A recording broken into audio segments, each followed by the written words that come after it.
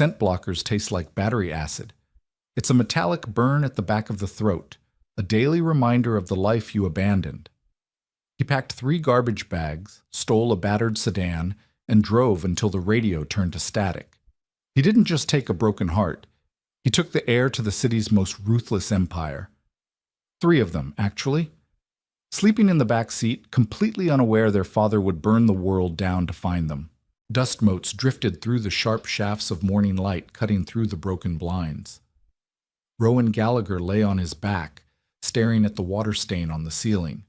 It looked like a bruised lung. The mattress beneath him was a thin slab of foam that offered no forgiveness, smelling faintly of stale sweat and lavender baby powder. He didn't want to move. His spine throbbed with a dull, persistent ache that had settled into his bones 4 years ago and never left. But from the adjacent room, a cramped space barely larger than a closet, came the inevitable sounds of waking. A soft thump, a high-pitched whine, the rustle of cheap polyester blankets. Rowan pressed the heels of his hands into his eyes, until bursts of static color popped behind his eyelids. He dragged himself upright, the cold linoleum shocking his bare feet. He walked to the chipped bathroom sink, turned the knob, and watched the rusty water cough out before running clear. He popped 2 thick, chalky pills from a blister pack, suppressants. They were black market, expired by 6 months, and tasted like crushed aspirin and copper. He dry swallowed them, grimacing as they scratched down his throat. Within minutes, the familiar, nauseating chill crept into his veins, dulling his natural omega scent to a sterile nothingness. It felt like dying a little bit every morning. "Papa," Rowan turned. Toby stood in the doorway, clutching a plastic dinosaur missing its tail. He was 4 years old, a mess of tangled dark curls and sleep-flushed cheeks, but it was his eyes that made Rowan's breath hitch, a completely involuntary reaction even after all this time. They were piercing, stormy gray. Dominic's eyes. "I'm up, Bug," Rowan said, forcing a tightness out of his voice. He scooped Toby up. The boy felt heavy, solid. Too solid for an Omega's child. The triplets' alpha biology was already showing, demanding more food, more space, more energy than Rowan had to give. In the kitchen, a narrow strip of counter sticky with yesterday's spilled juice. Finn and Leo were already fighting over a box of discount cereal. "Give it," Leo growled, a surprisingly deep rumbling sound for a toddler. "Mine!" Finn shrieked, yanking the cardboard box. It tore, scattering dry, sugary rings across the warped floorboards. Rowan closed his eyes. The exhaustion was a physical weight on his shoulders. He didn't yell. He didn't drop to his knees and deliver a tearful speech about sharing. He just set Toby down, grabbed the broom with a splintered handle, and started sweeping. "Sit," Rowan said, his voice flat, raspy from sleep. "Both of you." They obeyed, their small faces pinching with guilt. Rowan poured milk into 3 mismatched plastic bowls, dividing what was left of the cereal. He made a cup of instant coffee for himself, the harsh, bitter liquid burning pleasantly against the lingering metallic taste of the blockers. As he leaned against the counter watching them eat, his mind betrayed him, slipping backward. It always happened when he was too tired to guard his thoughts. 4.5 years ago, the memory didn't come with dramatic music or a slow-motion realization. It came with the smell of expensive cigar smoke and old paper. Rowan had been standing outside Dominic Pierce's private study in the penthouse. He had just come from the clinic. The ultrasound picture was warm in his pocket, a tiny, blurry cluster of 3 distinct heartbeats. He was terrified, but a foolish, naive part of him thought Dominic would be thrilled. The heavy mahogany door had been cracked open an inch. "The Whitmore merger is finalized," Dominic's voice had drifted out. Low, resonant, laced with the casual arrogance of a predator who had already eaten. "The mating ceremony with Julian Whitmore is set for next month." "And your arrangement?" Another voice. Arthur, Dominic's fixer. "The Omega." Rowan. The clink of ice against crystal. A dismissive sigh. "He'll stay in the townhouse. He's comfortable there. He knows his place. Julian understands the politics of this marriage. Rowan is just a pet, a beautiful one, but a pet nonetheless. Rowan hadn't burst into the room. He hadn't thrown the ultrasound at Dominic's face. Instead, his stomach violently rebelled. He clamped a hand over his mouth, backing away slowly, his vision tunneling. He made it to the guest bathroom down the hall before he vomited until his throat bled. He wasn't a partner. He wasn't a mate. He was a convenient warm body, a well-kept secret. And now, he was incubating 3 heirs that Dominic would inevitably claim, molding them into ruthless corporate monsters while Rowan watched from the sidelines, a hidden concubine. He didn't pack clothes. He took the cash from the emergency safe, stole the keys to a maid's commuter car, and vanished into the pouring rain. "Papa, you're squishing it." Rowan blinked, snapping back to the present. He looked down. His knuckles were white, gripping the edge of the cheap Formica counter so hard the plastic veneer was cracking. He let go, exhaling a shaky breath. "Sorry," he muttered. "Eat up. Papa has to go to work." The neon sign above Ernie's Diner hummed with a sound like a trapped wasp. The N flickered erratically, casting a sickly pink glow over the wet asphalt of the parking lot. Rowan wiped a gray frayed rag across the laminate counter, smearing a puddle of spilled ketchup and coffee rings. The diner smelled of rancid fryer oil, bleached floors, and the sour tang of cheap beer from the drunks who wandered in after the bars closed. It was offensive enough to mask almost anything, which was exactly why Rowan worked the graveyard shift. It was 2:14 a.m. The diner was mostly empty, save for a trucker asleep in booth 4 and an elderly woman nursing a tea in the corner. Rowan leaned against the pie case, rubbing his sternum. The blockers were taking a heavier toll lately. His body was building a tolerance, requiring him to take higher doses just to keep his scent suppressed. His skin felt perpetually clammy, his joints aching as if he had the flu. The bell above the glass door chimed. Rowan didn't look up immediately. He reached for his order pad, pulling a pen from his apron. "Sit anywhere you like. I'll be right." The air changed. It wasn't a subtle shift. It was a physical wall of pressure hitting the room. The cheap diner smells were instantly obliterated by something sharp, metallic, and heavy. Ozone, crushed peppermint, the distinct aggressive pheromones of high-tier alphas. Rowan's breath caught in his throat, choking him. He kept his head down, his heart slamming against his ribs like a trapped bird. Through the periphery of his vision, he saw them. 2 men in dark, immaculately tailored suits that cost more than the diner itself. They didn't move like tired travelers. They moved with predatory efficiency, scanning the room, assessing exits, categorizing the occupants. Pierce enforcers. Rowan didn't think. He didn't try to play it cool. Panic, raw and unadulterated, seized his limbs. He dropped the rag, spun around, and practically dove through the swinging aluminum doors into the kitchen. "Hey, where's my fries?" The line cook, a grumpy beta named Sal, grunted without looking away from the grill. Rowan ignored him. He scrambled toward the back pantry, his chest heaving. He squeezed himself between a stack of commercial flour bags and a rusted utility sink. He pulled his knees to his chest, wrapping his arms around his head. "Please, please, please." He breathed through his mouth, shallow, ragged gasps. He couldn't afford to inhale their scent. It would trigger an involuntary submissive response, a biological betrayal that his mind couldn't override. The swinging doors squeaked open. Heavy, measured footsteps entered the kitchen. "Can I help you guys?" Sal asked, his tone shifting from annoyed to wary. Even a beta could feel the suffocating weight of those alphas. "We're looking for someone," a voice said. Smooth, devoid of emotion. An Omega, 5'9", dark hair, a crescent-shaped scar on his left collarbone. He might be going by the name Thomas or Riley. Rowan bit down on his own wrist, clamping his teeth into his skin to muffle a whimper. The scar. He had gotten it falling off a bicycle when he was 10. Dominic used to trace it with his thumb when they laid in bed. "Ain't seen nobody like that," Sal replied. We just got me and Rowan out front. Rowan! The Alpha tested the name. Bring him in here. He was just... Sal's heavy boots shuffled. Hey, Ro, where'd you go? Rowan squeezed his eyes shut. The darkness behind his eyelids swirled. The blockers in his system felt utterly inadequate. He was sweating, and he knew the sweat would wash away the chemical suppression.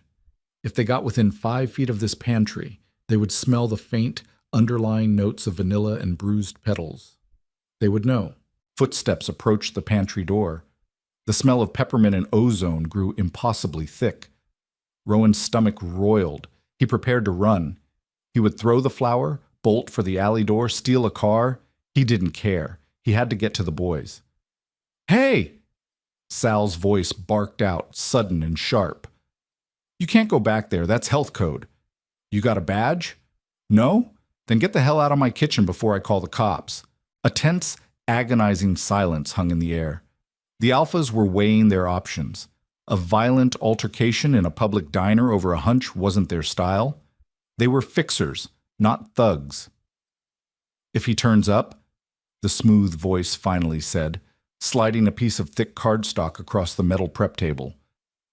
Call this number. There's 50 grand in it for you. The footsteps retreated. The swinging doors flapped shut. Rowan stayed wedged behind the flour for another 20 minutes, shaking violently, long after the heavy air had dissipated. When he finally crawled out, he was covered in white dust, his face pale and slick with cold sweat. He didn't finish his shift.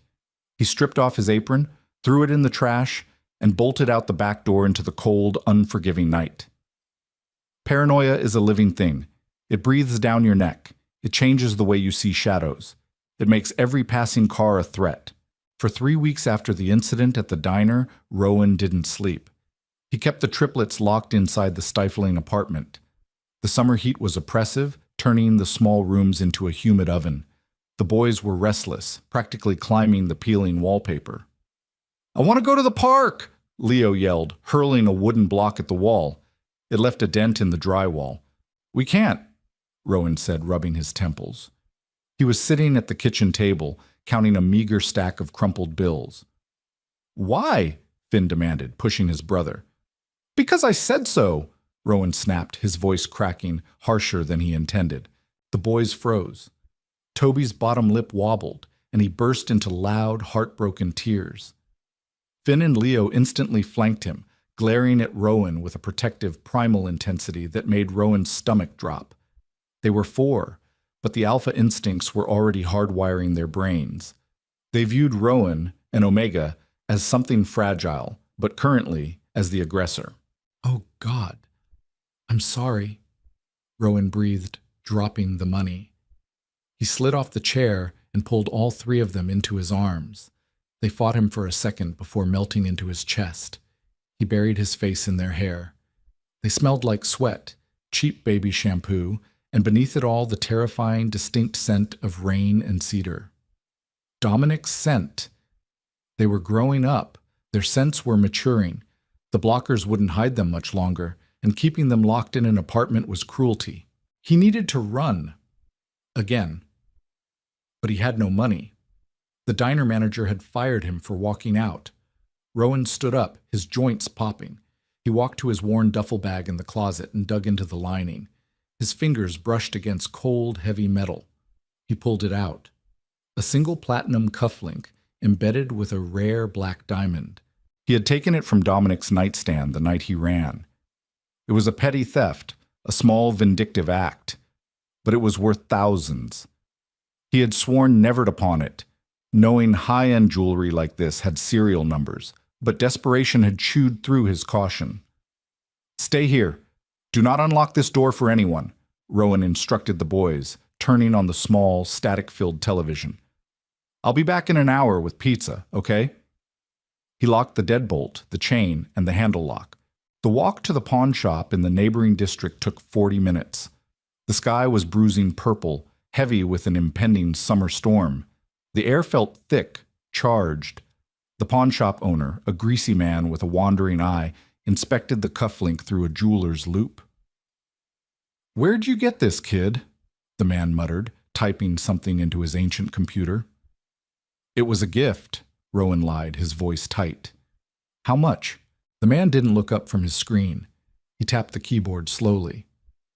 "Serial number's a bit scratched. Let me just run it through the registry to make sure it ain't reported stolen." Rowan's instincts screamed. A cold sweat broke out on his neck. "You know what? Never mind." He reached across the glass counter, snatching the cufflink back. The man didn't stop him. He just watched Rowan with a slow, calculating smirk. "Suit yourself." Rowan fast walked out of the shop, his heart hammering against his ribs. He had made a mistake. A massive, stupid mistake. The system ping. Dominic had people watching databases, watching registries. The sky tore open. Rain fell in heavy, violent sheets, instantly soaking Rowan to the bone. He ran. His cheap boots slapped against the pavement, splashing dirty water up his jeans. His chest burned, his lungs pleading for air, but he couldn't stop. The panic was a physical taste in his mouth, metallic and sour. Get to the boys. Pack the bags. Steal a car. He rehearsed the steps in his head, a frantic mantra. He reached his apartment building, a dilapidated brick structure with a flickering yellow porch light. He took the concrete stairs 2 at a time, slipping on the wet surface, scraping his knee. He ignored the sting. He reached the 3rd floor. The hallway smelled of boiled cabbage and wet dog. Rowan stopped dead, his apartment door. The deadbolt was unlatched. The door was cracked open an inch, casting a thin slice of light into the dim hallway. He couldn't breathe. The air in his lungs turned to ice. He stepped forward, his trembling hand pushing the wood. The scent hit him before he saw anything. It wasn't the sterile, terrifying peppermint of the enforcers. It was a scent that bypassed his brain and went straight to his marrow. It was crushed pine needles under a heavy boot. It was the crackle of ozone right before a lightning strike. It was wood smoke and dark, aged whiskey. It was the scent of an apex alpha. His alpha. Rowan stepped into the entryway. The television was off. The apartment was completely, terrifyingly silent. He walked into the small kitchen, water dripping from his soaked clothes, pooling onto the warped linoleum. Dominic Pierce was sitting at the cheap Formica table. He looked entirely out of place, a wolf in a dog crate. He wore a bespoke charcoal gray suit that absorbed the terrible lighting of the room. He wasn't looking at Rowan. He was looking at the 3 little boys sitting completely rigid on the ragged sofa. Leo, Finn, and Toby were staring at the stranger. They weren't crying. They were terrified, held completely captive by the overwhelming instinctual dominance radiating from the man. Dominic finally turned his head. His stormy gray eyes, the exact same eyes Rowan looked into every single day, locked onto Rowan. There was no rage on his face. There was no sneer. It was a mask of cold, terrifying composure. "Hello, Rowan," Dominic said. His voice was a low rumble that vibrated in the floorboards. "You've been incredibly difficult to find." Rowan couldn't speak. His throat was closed tight. He backed up until his shoulder blades hit the doorframe, his hands shaking so violently he had to ball them into fists to hide it. Dominic stood up, his towering frame making the small kitchen feel claustrophobic. He picked up a plastic, cracked sippy cup from the table, turning it slowly in his large hands. "3," Dominic murmured, glancing back at the boys. He dropped the plastic cup. It clattered loudly on the floor. He took a slow, deliberate step toward Rowan. The scent of pine and smoke intensified, suffocating, demanding submission. "You stole 3 of my sons." Rowan dug his fingernails into his palms, feeling the skin break. The pain was grounding. He forced his chin up, meeting Dominic's dead predator eyes. "I didn't steal them," Rowan whispered, his voice trembling, broken, but completely devoid of apology. "I saved them from being raised by a monster." Silence stretched, thick and suffocating. Water ran down Rowan's jaw, soaking into the collar of his faded t-shirt. He waited for the explosion. He waited for Dominic to shout, to overturn the wobbly kitchen table, to demand absolute submission. Instead, Dominic merely tilted his head. The movement was microscopic, an infinitesimal shift in posture, but the atmospheric pressure in the cramped room plummeted. "A monster," Dominic repeated. The words were smooth, stripped of any inflection. He looked around the kitchen, his gaze dragging over the peeling linoleum, the single bare bulb buzzing overhead, the stack of past-due utility bills held down by a cracked salt shaker. "You subjected my children to a life of poverty, forced them to live in a decaying box that smells of rot and desperation, to protect them from a monster." "It was safe," Rowan rasped. He pushed away from the door frame, taking a step toward the sofa where the boys sat frozen. "They were safe with me." "They are wearing cheap synthetic rags, Rowan." Dominic's voice finally dropped an octave, the alpha resonance vibrating against the thin window panes. "They are underweight. They are living in a neighborhood where sirens mask the sound of gunshots. Do not confuse your cowardice with salvation." The words felt like a physical blow. Rowan flinched, his stomach hollowing out. He wanted to scream that he had worked double shifts, that he had starved himself so the boys could have fresh fruit, that he had bled for this miserable, tiny life. But looking at the sharp, immaculate lines of Dominic's suit, the argument dissolved into ash on his tongue. "Papa?" It was Toby. The 4-year-old's voice was a tiny, terrified squeak. He was clutching Finn's arm, his large gray eyes darting between Rowan and the towering stranger in the kitchen. Dominic's attention snapped to the sofa. The oppressive, aggressive aura rolling off him dialed back instantly, reined in with terrifying control. He took a step toward the living room. Panic, blind and feral, hijacked Rowan's nervous system. "No!" Rowan lunged. He didn't think about the physical disparity. He didn't think about the 2 heavily armed enforcers surely waiting in the hallway. He just threw himself between Dominic and the couch, his hands raised, his teeth bared in a desperate, pathetic snarl. He collided with Dominic's chest. It was like hitting a brick wall draped in expensive wool. Dominic didn't stumble. He didn't even shift his weight. His large hands came up, wrapping around Rowan's wrists with the speed of a striking snake. His grip was an iron vice, completely unyielding, yet carefully calibrated not to snap Rowan's fragile bones. "Stop!" Dominic commanded. The single word carried an alpha imperative that slammed into Rowan's brain, a biological command demanding immediate compliance. Rowan's knees buckled. His omega instincts, starved and suppressed for 4 years, roared to life at the proximity, recognizing the scent of their mate. The crushed pine and dark whiskey flooded his senses, a narcotic wave that made his head spin and his limbs go numb. He hated himself for it. He fought the heavy dragging sensation in his muscles, twisting his wrists frantically, his boots slipping on the wet floor. "Don't touch them," Rowan choked out, tears of absolute frustration blurring his vision. "Please, Dominic, punish me. Do whatever you want to me, but leave them. They don't know you." Dominic looked down at him. For a fraction of a second, something fractured behind the cold gray of his eyes. It wasn't pity. It was something far more dangerous. Possession. "They will learn," Dominic said softly. He released Rowan's left wrist only to snake an arm around Rowan's waist, hauling him flush against his chest to prevent him from collapsing entirely. The heat radiating off the alpha was branding through Rowan's wet clothes. "Arthur!" Dominic called out, not taking his eyes off Rowan. The apartment door swung wide open. The enforcer from the diner stepped in, his face a mask of professional indifference. "Get the boys," Dominic ordered. "We are leaving." Rowan thrashed violently, a guttural sob ripping from his throat. "No! Finn! Leo! Run! Hide!" But the boys didn't run. They couldn't. The sheer density of Dominic's pheromones had immobilized them. They were alphas, but they were pups. In the presence of an apex predator, their instincts forced them into submission. Arthur approached the sofa, scooping Toby and Finn into his massive arms. Another man stepped in from the hall, easily picking up a struggling, growling Leo. "Put him down!" Rowan screamed, his voice cracking violently. He dug his nails into the back of Dominic's hand, drawing a thin line of blood. Dominic didn't even flinch at the scratch. He tightened his grip on Rowan's waist, effortlessly lifting him off his feet.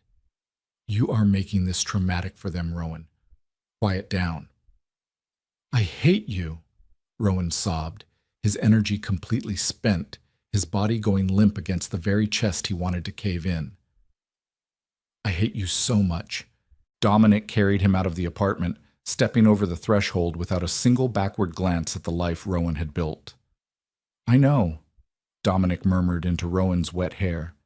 "You'll have a lifetime to tell me about it." The interior of the SUV smelled of rich, conditioned leather and sterile air. It was a cavernous space, the windows tinted so heavily the outside world was reduced to smeared, dark shapes sliding past in the rain.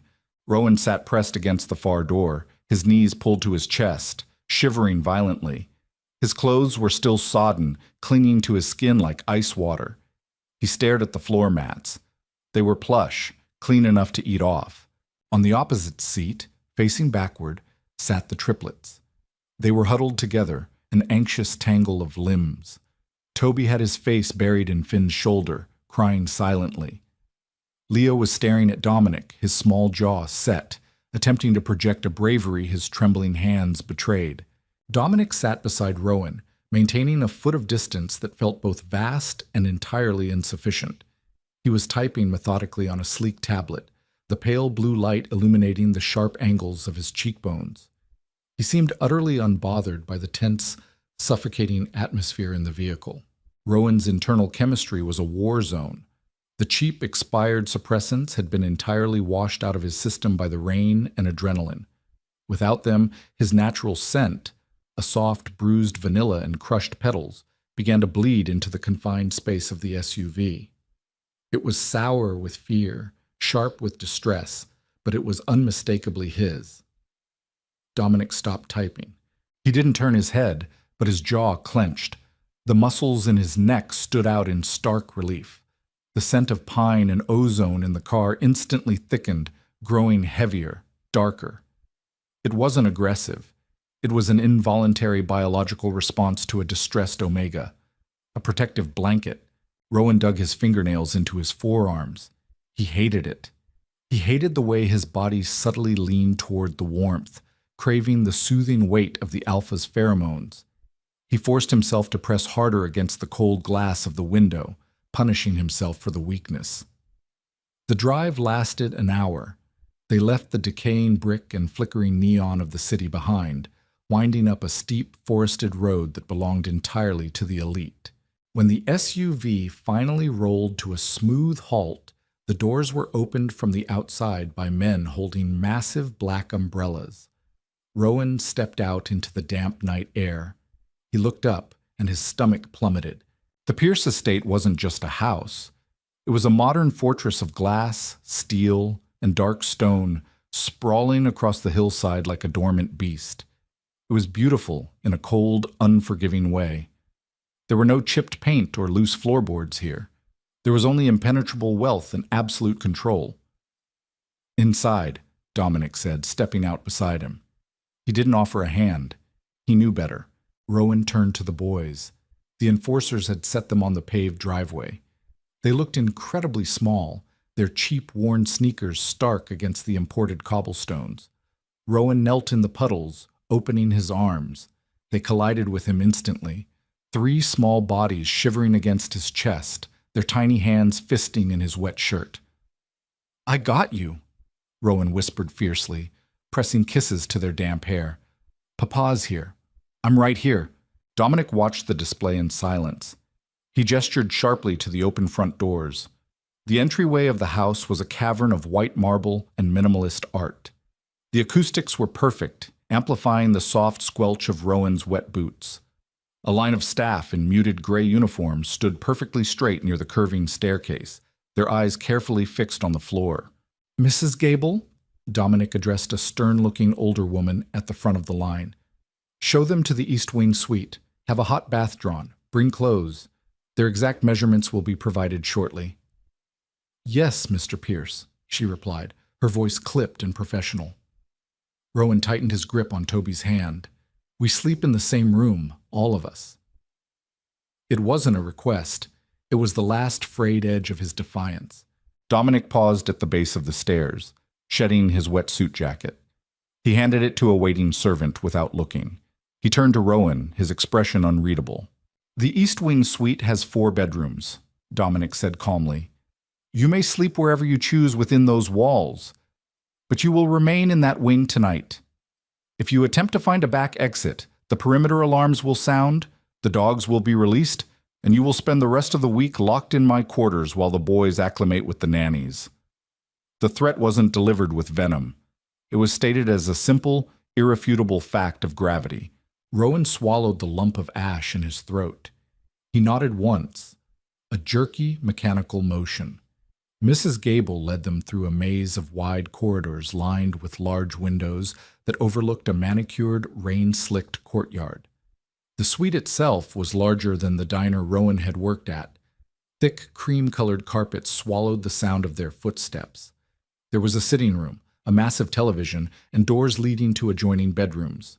It smelled of beeswax, fresh linens, and the faint, unavoidable undertone of Dominic's scent embedded in the very walls.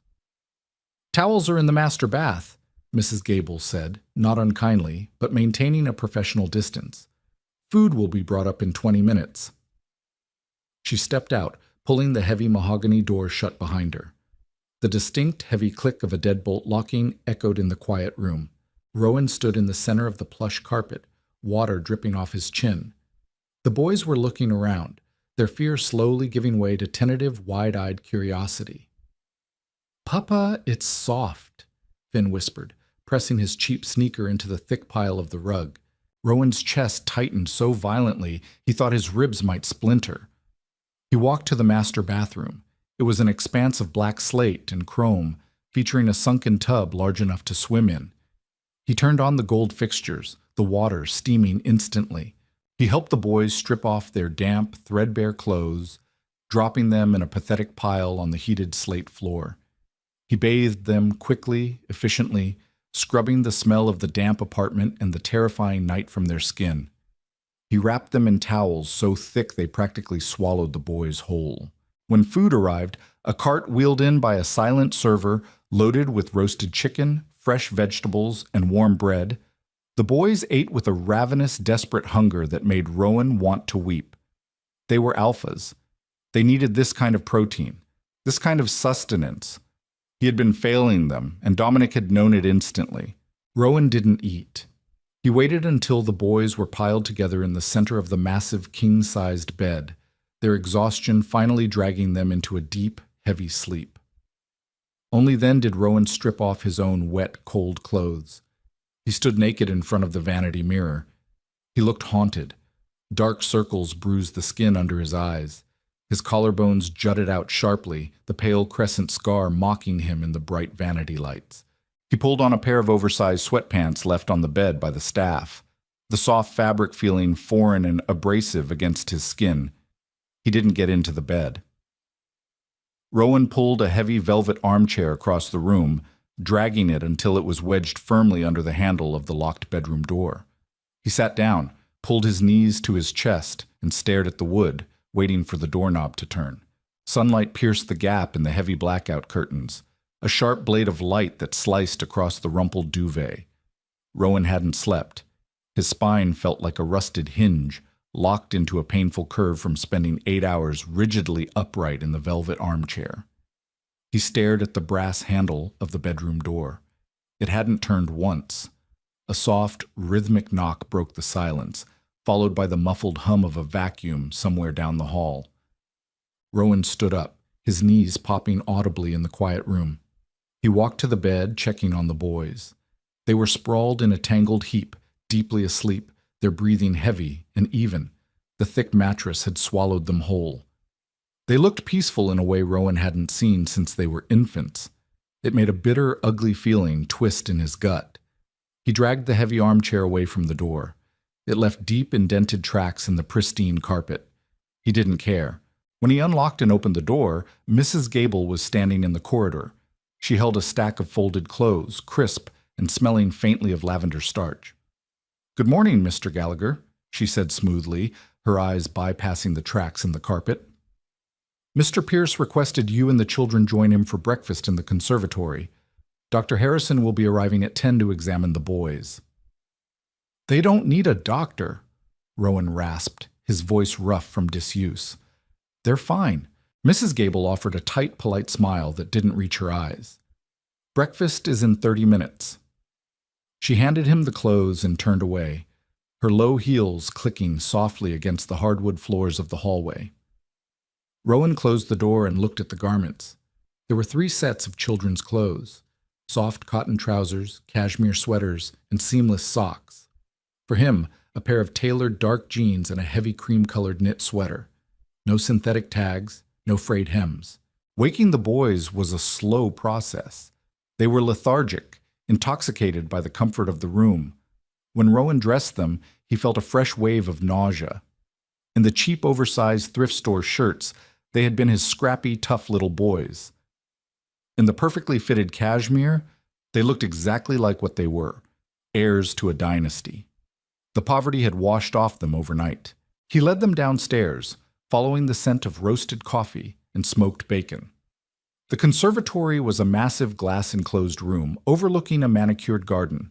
Rainwater still clung to the leaves of the imported ferns, glittering in the morning sun. Dominic was seated at the head of a long glass table.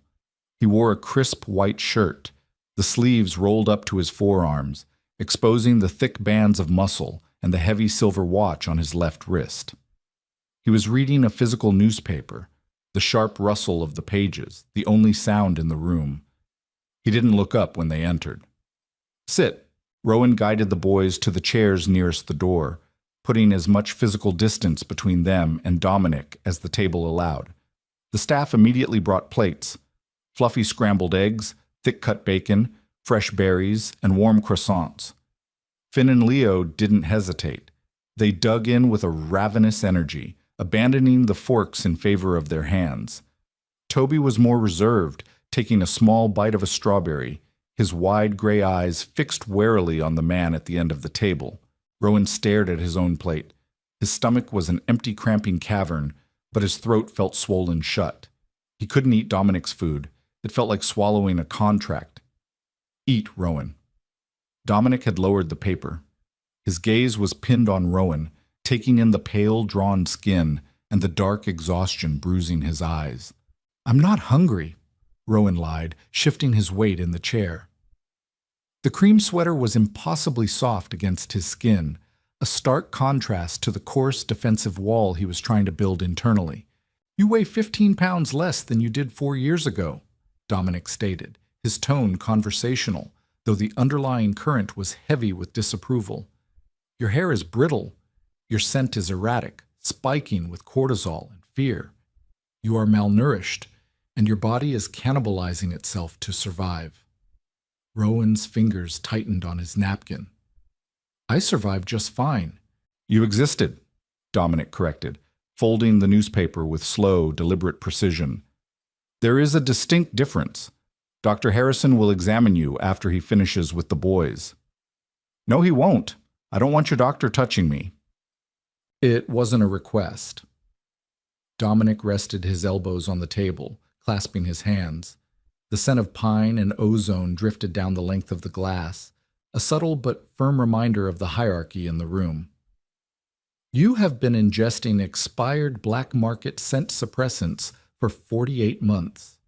You have severely damaged your endocrine system. I will not have an Omega collapsing in my house because of his own stubborn martyrdom. Rowan opened his mouth to argue, to hurl an insult, to ask about the corporate marriage that had driven him away in the first place, but a sharp tug on his sleeve stopped him. Papa? Leo mumbled around a mouthful of bacon.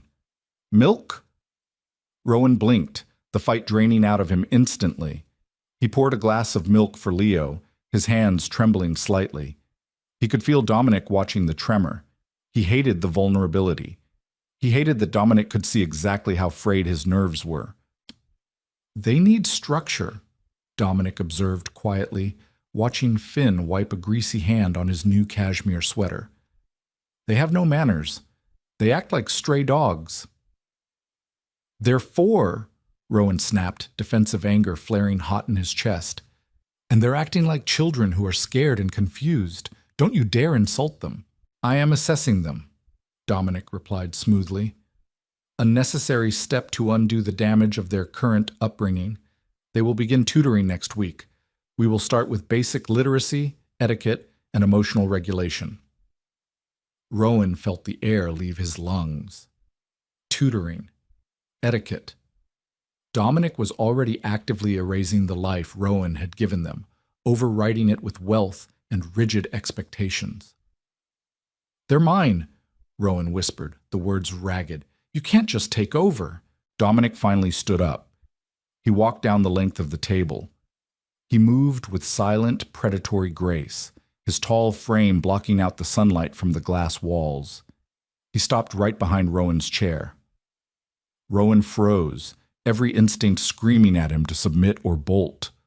Dominic leaned down, his mouth hovering inches from Rowan's ear. They are Pierce Alphas, Dominic murmured, his voice a dark, resonant vibration that settled heavily in Rowan's chest. They were always mine. You just kept them in a holding cell for a few years. Now eat your food before I have the staff feed it to you. By noon, the quiet hum of the estate had become an oppressive weight. Dr. Harrison, an older beta with a calm, clinical demeanor, had come and gone. He had drawn blood, checked vitals, and prescribed a terrifyingly long list of vitamins and dietary regimens for the boys. Rowan had physically blocked the doorway when the doctor tried to examine him, baring his teeth in a silent, desperate warning. Dominic hadn't pushed the issue. He had simply sent the doctor away with a single, unreadable look directed at Rowan. Now, they were in the library. It was a cavernous space paneled in dark walnut, the walls lined with thousands of leather-bound books that smelled of dust and old vanilla. The boys were seated on a massive Persian rug, cautiously building a tower out of intricate wooden architectural blocks Dominic had provided. Dominic sat in a leather wingback chair a few feet away, working on a laptop. He wasn't hovering, but his presence was an anchor the boys kept checking. Rowan sat on the edge of a sofa near the window, his arms wrapped around his stomach. Something was wrong. It started as a dull ache at the base of his skull, a persistent throb that he initially blamed on exhaustion. But over the last hour, it had evolved. His skin felt too tight, prickling with a hot, uncomfortable static. The metallic taste of the expired suppressants, which had been his constant companion for years, was fading. In its place was a biological vacuum, and his body was rushing to fill it. His omega biology, violently suppressed for nearly half a decade, was rebooting, and it was doing so with catastrophic speed. Rowan clamped a hand over his mouth, suppressing a whimper as a brutal wave of nausea rolled through him. He felt hot. A slick, feverish sweat broke out on the back of his neck. His joints ached with a sudden debilitating heaviness, as if his bones were turning to lead. Not here. Please, not here. He tried to stand up, intending to excuse himself to the bathroom, to splash cold water on his face, to hide. But the moment he put weight on his legs, the room tilted violently. The rows of bookshelves smeared into a dark blur. He gripped the armrest of the sofa, his knuckles turning white. His breathing turned shallow and rapid. Then the scent hit the air. For 4 years, Rowan's scent had been a flat, chemical nothing. Now, the dam broke. A thick, suffocating wave of bruised vanilla, crushed white petals, and heavy, distressed ozone flooded the library. It wasn't a normal omega scent. It was frantic, sour with physical pain, and agonizingly concentrated. Dominic stopped typing. The silence in the room became absolute. Even the boys stopped playing, turning their heads. Their young alpha noses wrinkled at the overwhelming, distressed pheromones suddenly saturating the air. Dominic closed the laptop with a sharp click. He didn't ask if Rowan was okay. The scent told him exactly what was happening. Rebound withdrawal. "Arthur?" Dominic called out. The door opened instantly. "Take the boys to the East Wing. Have Mrs. Gable keep them there." "No," Rowan gasped, his voice sounding entirely detached from his own body. He blindly reached out a hand. Leave them. Come on, boys, Arthur said gently, scooping up Toby and grabbing Finn's hand. Leo hesitated, looking from Dominic to Rowan, but the heavy alpha command in the room pushed him to follow the enforcer out. The heavy mahogany doors clicked shut. Rowan's knees buckled. He slipped off the edge of the sofa, hitting the Persian rug hard. He curled in on himself, clutching his stomach as a violent tremor shook his entire frame. It felt like his blood was boiling. The biological demand to cycle, to release years of stifled hormones all at once, was tearing him apart. Footsteps approached, slow, heavy, deliberate.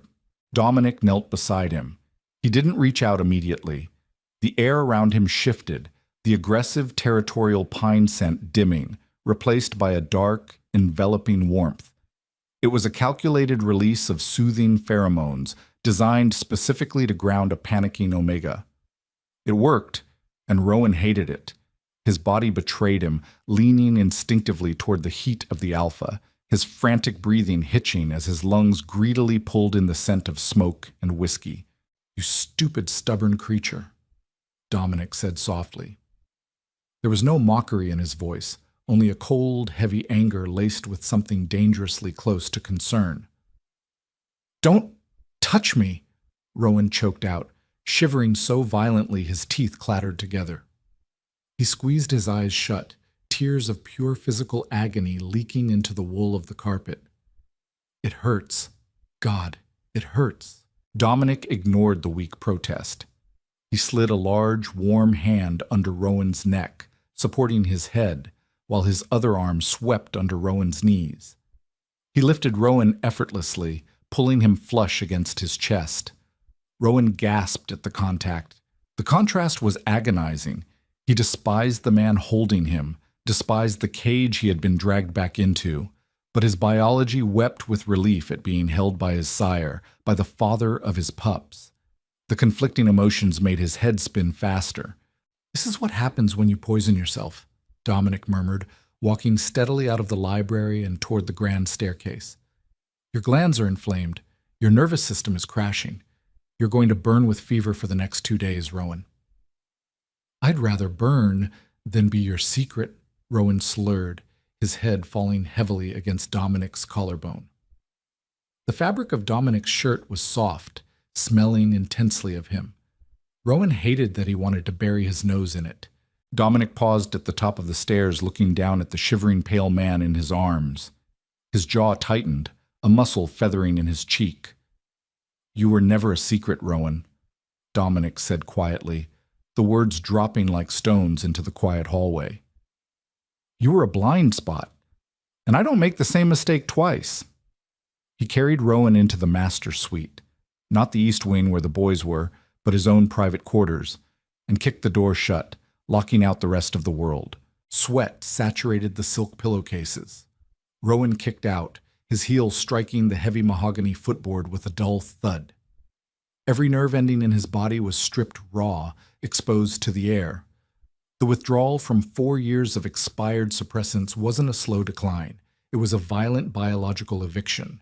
He was burning up from the inside, his organs cooking in the surge of his own repressed hormones. Shadows stretched across the vaulted ceiling of Dominic's master suite. It was a massive, sterile space of charcoal and slate, currently suffocating under the heavy, cloying scent of distressed vanilla. Rowan's scent. It coated the back of his throat like syrup. Dominic hadn't left the room. He sat in a low armchair beside the bed, illuminated only by the amber glow of a single reading lamp. His jacket was gone. His sleeves were rolled up, exposing the dark hair on his forearms. He was watching Rowan burn. "Drink." A glass of ice water pressed against Rowan's cracked lips. Rowan tried to turn his head away, but a heavy hand bracketed his jaw, holding him entirely still. The physical contact sent a jolt of electricity down his spine. His Omega instincts wept at the touch, leaning into the Alpha's palm even as his conscious mind screamed in protest. He swallowed the water. It tasted like ash. "Why?" Rowan rasped, his voice a broken, raspy thing. He didn't open his eyes. The light was too sharp. Why bring me back to a cage? You were never in a cage. Dominic set the glass on the nightstand. The clink of crystal against wood was deafening in the quiet room. You had the run of the townhouse. You had a limitless account. You had my time, which is the only currency I actually value. Rowan let out a wet, bitter laugh that ended in a coughing fit. His chest ached. I had a schedule. I was a convenience. You were planning a mating ceremony. Silence stretched. It wasn't the tense, volatile silence of their apartment in the city. It was heavy, calculated. You listened at a door, panicked like a skittish animal, and threw yourself into poverty, Dominic said, his voice flat, devoid of any apologetic warmth. You heard a conversation about a corporate merger, a strategic public alliance. You didn't stay long enough to hear the terms. Rowan finally forced his eyes open. His vision swam. Dominic's face was a study in sharp angles and terrifying neutrality. Terms? There was no mating mark. Dominic leaned forward, resting his elbows on his knees. The proximity intensified the scent of crushed pine, wrapping around Rowan like a weighted blanket. There was no shared residence. It was a legal fiction to appease a board of directors during an acquisition. Within 6 months of the ink drying, I dismantled his family's holding company and bought him out. He lives in Monaco now, alone. Rowan's breath hitched. He stared at the ceiling, his mind struggling to process the information through the haze of the fever. You ruined a family for a merger? I ruined them because they insisted on a clause that would have required me to relocate my Omega to a secondary property. Dominic reached out, his thumb catching a bead of sweat tracing down Rowan's temple. The touch was agonizingly gentle, entirely at odds with the ruthless words. Nobody dictates where you sleep. Nobody. A profound, terrifying realization settled into Rowan's bones. He had thought Dominic was a cold, indifferent monster who used people for convenience. He was wrong. Dominic wasn't indifferent. He was a black hole. He devoured everything in his path, reshaping reality to fit his exact specifications, and Rowan was trapped directly in the center of his gravity. "You're insane," Rowan whispered, his eyelids fluttering shut as another wave of feverish heat rolled over him. "I am entirely rational." Dominic's hand moved down, his long fingers wrapping around the back of Rowan's neck. The pressure was firm, grounding. "You took 4 years from me. You stole the infancy of my heirs. You put yourself in danger working graveyard shifts in slums." Dominic's voice dropped, vibrating with a low, primal resonance that forced Rowan's eyes open again. "Burn through the fever, Rowan. Purge that cheap poison from your system. But understand this, you are never leaving my sight again." Morning broke without fanfare. Pale, washed-out light filtered through the sheer curtains. Rowan opened his eyes. His head didn't throb. His skin was cool.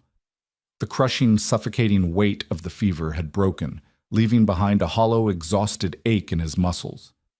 He lay entirely still for a long time, listening to the silence of the massive house. He was alone in the bed. The sheets beside him were rumpled, carrying the distinct scent of wood smoke and whiskey. Rowan slowly pushed himself up. His limbs trembled. He felt fragile, like a glass blown too thin, but his mind was crystal clear. The chemical fog of the suppressants was completely gone. For the first time in years, he could smell the intricate layers of the world around him, the wax on the hardwood floors, the distant scent of rain on the gardens. He stood up, his bare feet sinking into the thick wool rug. He found a dark gray robe draped over the end of the bed. It was huge, dwarfing his frame, and it smelled entirely of Dominic. He pulled it tight around his waist anyway, craving the residual warmth. He navigated the wide, silent corridors of the estate. He didn't know where he was going, but his newly awakened instincts acted as a compass, pulling him toward the concentrated, chaotic scent of his pups. He found them in a sprawling sunroom at the back of the east wing. Rowan stopped in the doorway, leaning against the doorframe for support. His breath caught in his throat. Dominic was sitting on a large woven mat in the center of the room. He had stripped off his suit jacket and tie, his collar open. Finn, Leo, and Toby were climbing over him like he was a piece of playground equipment. Leo was entirely focused on untying Dominic's shoelaces, his small face scrunched in concentration. Finn was sitting on Dominic's shoulders, gripping the alpha's dark hair tightly, while Dominic held the boy's ankles to keep him steady. Toby, the quietest of the three, was nestled in Dominic's lap, intensely inspecting the heavy silver watch on Dominic's wrist. They weren't afraid. The terrifying, suffocating dominance Dominic had projected in the cramped apartment was completely gone. He was emitting a steady, rhythmic pulse of soothing alpha pheromones, a biological lullaby that had the triplets entirely captivated. Dominic wasn't a monster to them. He was an anchor. He was their sire. Rowan watched as Dominic calmly answered a barrage of questions from Finn about how fast the SUV could go. He watched Dominic gently redirect Leo's hands from tearing the shoelace. It was entirely natural. There was no awkwardness, no hesitation. A bitter, cynical laugh bubbled up in Rowan's throat, but he swallowed it down. He had run to protect them. He had sacrificed his health, his sanity, and his youth to shield them from a man he thought would break them. But looking at the scene in front of him, Rowan realized the absolute, devastating truth. He hadn't protected them. He had deprived them. He had forced 3 alpha pups to grow up in a sensory vacuum, starving them of the fundamental biological connection they needed to thrive. And he had done it out of his own fear, his own bruised pride. Dominic looked up, his gray eyes locked onto Rowan standing in the doorway. He didn't smile. He didn't move to dislodge the boys. He simply watched Rowan, waiting. Rowan stepped into the room. His legs felt like lead, but he kept his head high. He walked across the sunlit floor, the oversized robe trailing behind him. "Papa!" Toby noticed him first, scrambling out of Dominic's lap and running toward him. Rowan dropped to his knees, catching the boy. Toby buried his face in Rowan's neck. The 4-year-old took a deep breath, his small body relaxing instantly. "You smell nice now, Papa, like cookies." Rowan closed his eyes, a single tear slipping down his cheek. "Yeah, Bug. I feel better." Finn and Leo bounded over, throwing their arms around him, a chaotic tangle of limbs and high-energy chatter. Rowan held them, breathing in the scent of them, cedar, rain, and now a faint trace of the expensive soap from the estate. Dominic remained on the floor. He watched the reunion with an unreadable expression. He didn't intrude. He allowed Rowan the space, a silent acknowledgement of the Omegan bond that superseded everything else. After a few minutes, the boys grew restless, their attention captured by a large box of wooden trains in the corner. They scrambled away, leaving Rowan kneeling on the mat, facing Dominic. Silence between them was different now. The hostility had burned out with the fever, leaving behind a stark, undeniable reality. "You look terrible," Dominic observed quietly. "I feel like I got hit by a truck," Rowan admitted. His voice lacked the venom it held yesterday. He was too tired for anger. He pulled the lapels of the robe tighter. "Are you going to send them to boarding school?" "No." "Are you going to hire nannies and lock them in a wing I can't access?" "No." Dominic shifted, crossing his legs. "They will be educated here. You will oversee their schedules. If you don't like a tutor, fire them. If you want them to learn piano, hire a maestro. You have full autonomy over their upbringing." Rowan stared at him, searching for the catch. "Why?" "Because they are mine, and you are theirs." Dominic leaned forward slightly, his gaze dropping to the pale crescent scar peeking out from the collar of the robe. "And because I spent 4 years looking at an empty bed, I don't intend to do it again." Rowan looked away, watching Finn violently crash 2 wooden trains together. It wasn't a fairy tale. There was no romantic apology, no tearful confession of undying love. Dominic was a ruthless, controlling apex predator who viewed the world in terms of assets and acquisitions. And Rowan was a broken, cynical Omega who had just surrendered his freedom for the comfort of his children. But as Dominic's scent drifted across the room, no longer aggressive or suffocating, but warm, protective, and deeply grounding, Rowan felt the last frayed thread of his resistance snap. He was in a cage, but the bars were made of gold, the locks were coded to his own fingerprints, and the monster guarding the door was entirely, hopelessly obsessed with him. Rowan sighed, letting his shoulders drop. He looked back at Dominic, his expression mirroring the Alpha's terrifying neutrality. "If you ever lock a door on me again," Rowan said softly, "I will burn this house to the ground." A slow, dangerous smirk touched the corner of Dominic's mouth. It was the first time he had smiled since Rowan had been dragged back. "I'll buy you the matches," Dominic replied. Rowan didn't smile back, but he didn't run. He just sat there on the woven mat, surrounded by the scent of his pups and the oppressive, comforting gravity of the man he couldn't escape. The war was over. The orbit was set. And for the first time in 4 years, Rowan Gallagher finally stopped running. Did Rowan make the right choice? Or did he just trade one form of survival for another? Drop your thoughts in the comments below. If this raw, intense Omegaverse story kept you hooked, please hit that like button, share it with your fellow drama lovers, and subscribe to the channel for more deeply human, grounded storytelling. We post new gripping audio dramas every single week. Don't forget to ring the notification bell so you never miss a twist. Your support helps us bring these complicated, emotionally charged worlds to life. See you in the next video.